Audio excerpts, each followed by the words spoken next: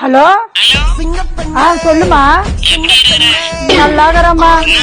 ஒண்ணும் இல்லம்மா, இது வீடா ரோடா ஒன்னும் தெரியல, ஒரே குப்பைங்களா கிடக்குது.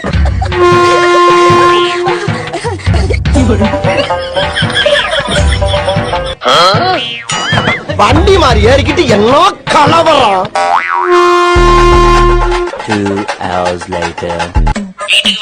வீட்டுக்கா வரமா, ஒரு 2 நாள் ஆகட்டும்மா. இப்பதானமா வந்து போறோம், சும்மா என்னமா வர்றது. வீட்டுக்கு வா வா வான்னு கூப்பிட்டு கிடக்குற நீ.